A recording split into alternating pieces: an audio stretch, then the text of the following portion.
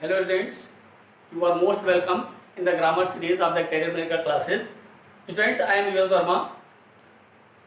I want to give you today about the knowledge of the subject and predicate. But before this video, 3 lectures I have given on the subject and predicate, sentence part of the subject and predicate. Okay? यदि आपने उसको अब तक नहीं देखा है तो हमारे डिस्क्रिप्शन बॉक्स में जाइए, उसका लिंक वहां दिया हुआ है और उसको देख लीजिए। तो फिर आइए हम कंटिन्यू करते हैं अपने इस लेक्चर को। आज का लेक्चर हमारा है I study in gerund, I study in infinitive, it and there as a subject. As a subject के बारे में हम इसका अध्ययन करेंगे। तो आज हम शुरू करते हैं। सबसे पहले पार्ट हम शुरू करते हैं जेरेंड। स्टूडेंट्स, आपने देखा होगा कि किसी भी सेंटेंस का जो स्ट्रक्चर होता है वो अलग होता है, लेकिन जो जेरेंड से सेंटेंसेस बनते हैं उनका स्ट्रक्चर अलग होता है। जैसे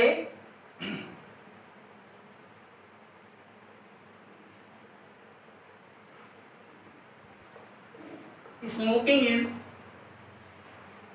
बैड हैबिट। तो सबसे पहले हमको ये देखना है कि स्मोकिंग, जैसा कि हमने आपको पहले भी बताया था कि इज के बाद, इज मीन्स व्हाट, वर्ब के बाद, जहां कहीं भी सेंटेंस में वर्ब होता है उसके पहले का पार्ट होता है सब्जेक्ट पार्ट और उसके बाद का पार्ट होता है प्रेडिकेट पार्ट। तो हम आपको सबसे पहले बता दें कि जब ये स्मोकिंग को हम सब्जेक्ट लेंगे तो इसका फॉर्मेशन क्या है, ये कहां से आया, इसको क्या कहते हैं। स्टूडेंट्स, इसको हम जेरेंड बोलते हैं। क्या होता है ये, कहां से आता है, मैं आपको बताता हूं। सबसे पहले आप हम बताएंगे कि जेरेंड जो होता है ये किसी भी वर्ब के, जो आपका मेन वर्ब होता है, जो मेन वर्ब होता है उसके बेस फॉर्म से, बेस फॉर्म प्लस आईएनजी जोड़ने से हमको जेरेंड मिल जाता है। जैसे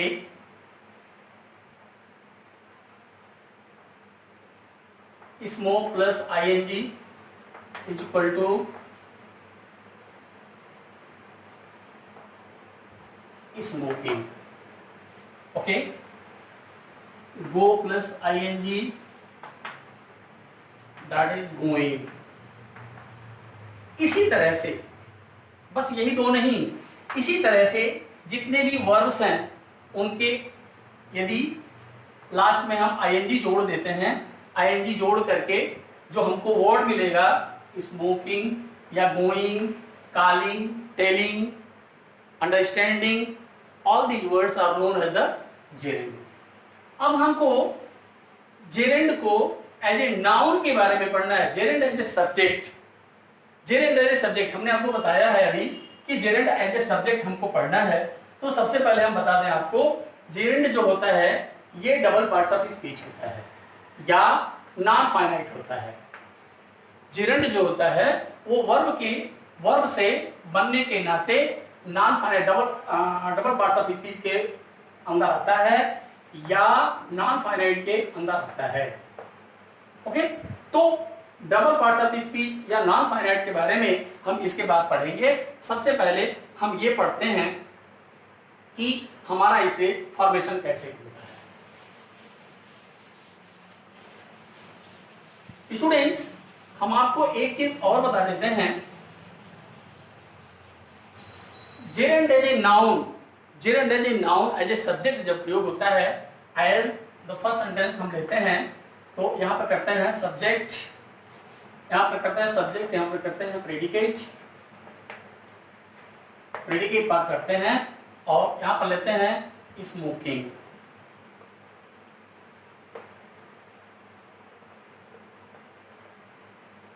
is a bad habit.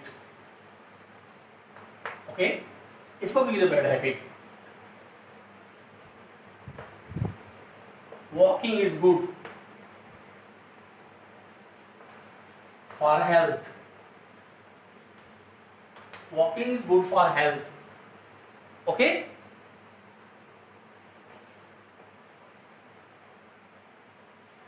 Reading makes a perfect one. Okay, अगर इन सेंटेंसेस को हम देखें, स्मोकिंग को देखें, वॉकिंग को देखें, रीडिंग को देखें, तो इनका जो फॉर्मेशन है वो सब्जेक्ट की तरह है। यहां पर सब्जेक्ट है और यहां पर ये नाउन की तरह प्रयोग हुए हैं। ये यहां पर नाउन की तरह प्रयोग हुए हैं। अब आपके मन में एक ख्याल उठता होगा, एक क्वेश्चन एराइज होता होगा कि क्या ये पार्टिसिपल की तरह है? तो पार्टिसिपल भी तो नाउन की तरह होता है, प्रेजेंट पार्टिसिपल भी तो नाउन की तरह होता है। प्रेजेंट पार्टिसिपल जो होता है, जो पार्टिसिपल होता है, पार्टिसिपल में प्रेजेंट पार्टिसिपल स्पेशली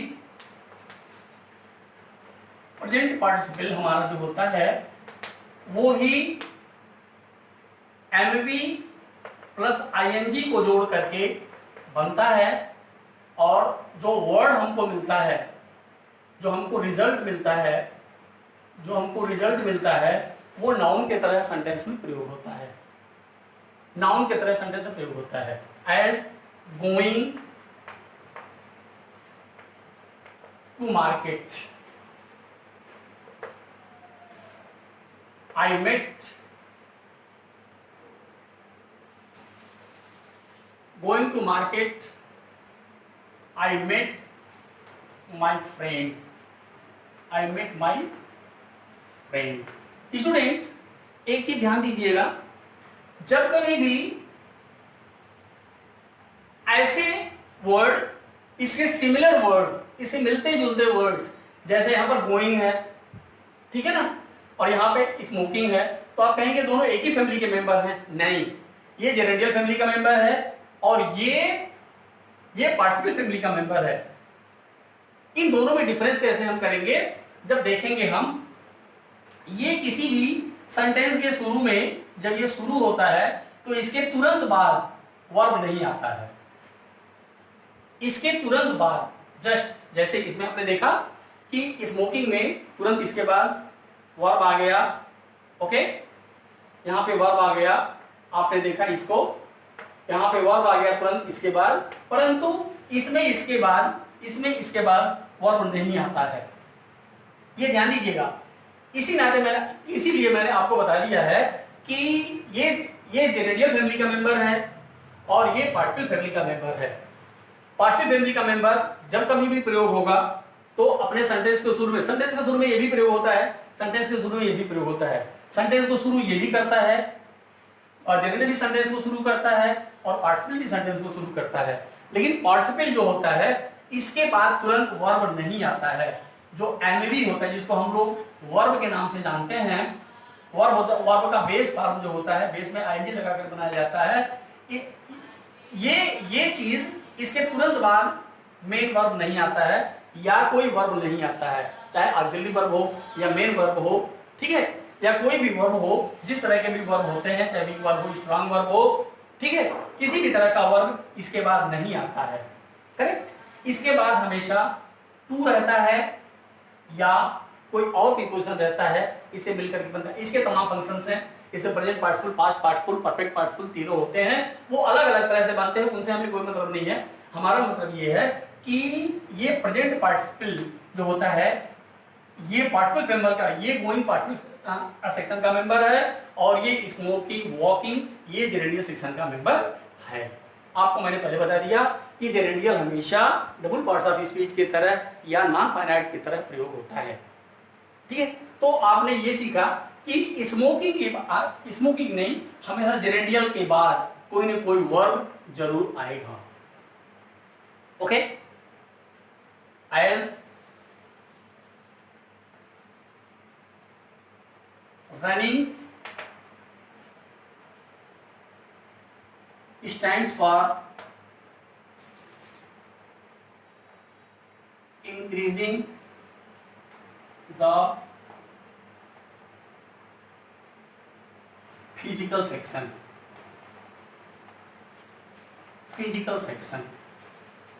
okay, तो इस तरह के जितने भी एग्जाम्पल्स हैं हमारे वो हम देते हैं।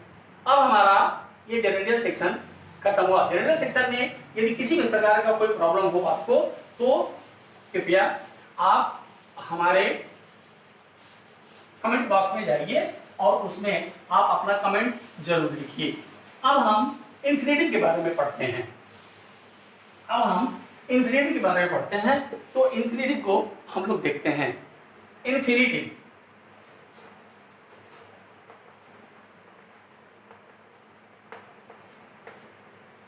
इंफिनिटिव क्या होता है? सबसे पहली बात तो आपको आता है इंफिनिटिव क्या होता है। इंफिनिटिव हमेशा एमवी मेन वर्ब जो होता है आपका उसके पहले टू लगा करके बनता है। एमवी जो होता है उसके पहले टू लगा करके बनता है और ये to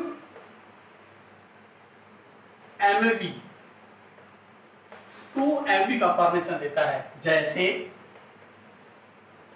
to run, to plus run equal to to run, to plus make equal to to make, to plus give, to plus give is equal to to give.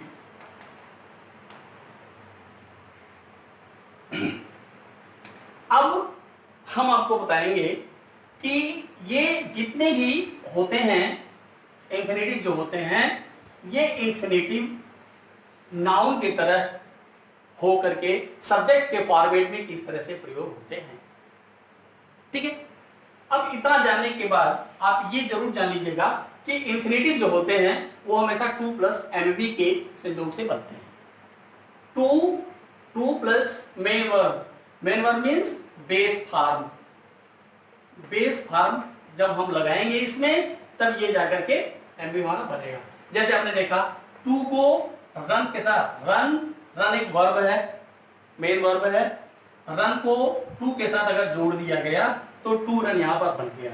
अब हम इसको सब्जेक्ट की तरह यूज करके आपको बताएंगे कि सब्जेक्ट की तरह यूज कैसे होता है।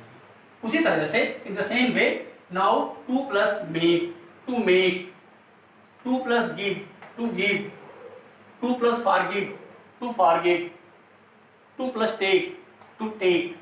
All these things are going to be used as a subject. Now just I am going to teach you. हमने आपको अभी तक बताया कि 2 प्लस एमवी का फॉर्मेशन किस तरह से होता है, कैसे बनता है। अब हम इस टेबल को देखेंगे, टेबल नंबर 3, 4 जो भी हो, टेबल को देखेंगे हम लोग। टेबल में सब्जेक्ट और प्रेडिकेट ये दोनों तो आप जानते ही हैं कि किसी भी सेंटेंस के पार्ट होते हैं, किसी भी सेंटेंस के पार्ट होते हैं। बट इसेंशियल ये है देखना कि हमें सब्जेक्ट पार्ट का फॉर्मेशन 2 प्लस एमवी से किस तरह से होता है। तो देखेंगे हम 2 प्लस वर्ब, यहां मैंने लिख दिया 2 प्लस वर्ब और इसको मैंने बता दिया है कि ये इंफिनिटिव है, इंफिनिटिव है। तो देखिए इंफिनिटिव को सब्जेक्ट के बारे में कैसे हम यूज करते हैं, सब्जेक्ट के रूप में कैसे यूज करते हैं। To work is our duty, to work is our duty, to sleep is essential for health और for body, to err is human, भूल मनुष्य से होती है। तो these sentences tell us that to work, to sleep as well as to earn, these are actually essential part of the sentence and they are known as the subject. तो अभी तक आपने देखा कि दो तरह से सेंटेंस होते हैं। एक जो जीरंड से शुरू होते हैं, मैंने आपको जीरंड के बारे में और प्रेजेंट पार्टिसिपल के बारे में डिफरेंशिएट करके बता दिया है कि उसमें कभी भी आप लोग भूल ना करें। यदि आपको भूल होती हो तो मेरे डिस्क्रिप्शन बॉक्स में आप जा करके कमेंट करिएगा, मैं उसको एक बार फिर आपको रिवाइज कर दूंगा अगले वीडियो में प्रेडिकेट पढ़ाने के पहले। परंतु इसको ध्यान से देख लीजिए कि हमने आपको बताया प्रेजेंट पार्टिसिपल और जीरंड के बारे में, और यहाँ पर तो कोई प्रॉब्लम है ही नहीं। इंफिनिटिव प्रयोग होता है लेकिन एज ए वर्ब प्रयोग होता है दूसरे जगह पे, उसको भी मैं अभी आपको हल्का सा बता दूंगा कि इंफिनिटिव एज ए वर्ब कैसे प्रयोग होता है। वर्ब तो है ही, लेकिन इंफिनिटिव, ये इंफिनिटिव टू प्लस एमवी लेकर के कैसे प्रयोग होता है। लेकिन पहले, सबसे पहले प्राइम चीज ये है कि हम ये देखें कि to plus work, to plus sleep, to plus are, और इसी तरह से जितने भी सेंटेंसेस होते हैं आप फॉर्मेट कर पाइए। उतने तरह के सेंटेंसेस के बाद, इनके तुरंत के बाद हमेशा, जैसे मैंने आपको बताया जीरेंट वाले में कि जीरेंट के बाद तुरंत फाइनाइट वर्ब या मेन वर्ब भी प्रयोग होता है, उसी तरह से इंफिनिटिव के तुरंत बाद भी ऑक्सिलरी वर्ब या मेन वर्ब का प्रयोग होता है। इस तरह से हमने आपको बताया कि इंफिनिटिव कैसे एज ए सब्जेक्ट प्रयोग होता है। ठीक है, तो अब हमने आपको अभी जस्ट बताया है कि infinitive as a main verb कैसे प्रयोग होता है, उसको भी मैं आपको बता दूं। तो infinitive as a main verb के प्रयोग में हल्का सा मैं आपको बताऊंगा उसके बारे में, क्योंकि उसके बारे में फिर हम लोग सिंथेसिस का चैप्टर जब पढ़ेंगे तो उसके बारे में आपको मैं डिटेल से बताऊंगा। Infinitive as a verb, infinitive as a verb, as a verb. ठीक है, आइए देखिए, he has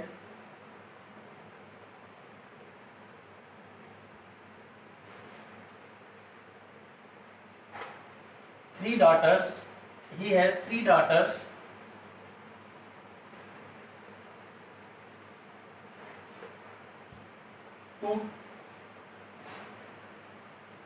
to teach them in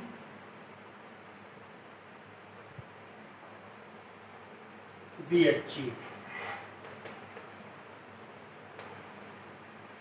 okay, यहां पर टू टीच, यहां पर जो टू टीच यूज हुआ है ये मेन वर्ब के रूप में यूज हुआ है। ये यहां पर ये फाइनाइट वर्ब है, यहां पर ये मेन वर्ब के रूप में यूज हुआ है, तो इससे आपका कोई मतलब नहीं है उससे।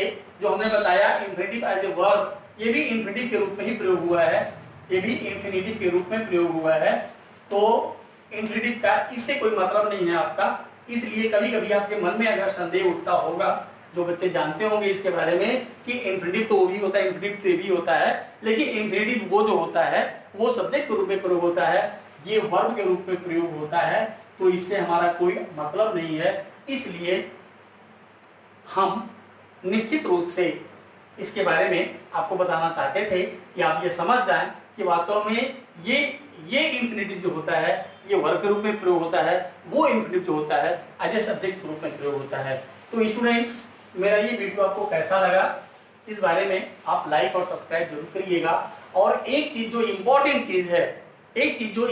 चीज है, लाइक सब्सक्राइब के बाद एक जो इम्पोर्टेंट चीज है, इम्पोर्टेंट फैक्टर मैं आपको बताया हूं कि आप मेरे कमेंट बॉक्स में जाकर के कमेंट करना मत भूलिएगा।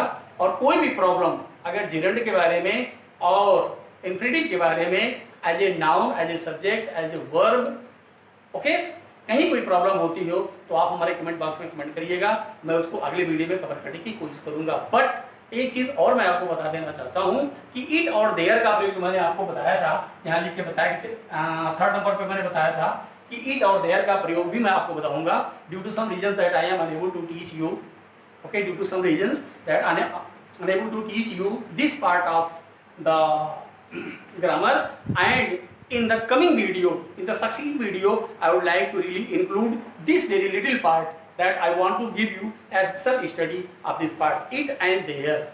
ये बहुत जरूरी पार्ट होता है, इसलिए इसको मैं आपको सेपरेट वीडियो में बताने की कोशिश करूंगा। Thank you very much being with us and to watching the video।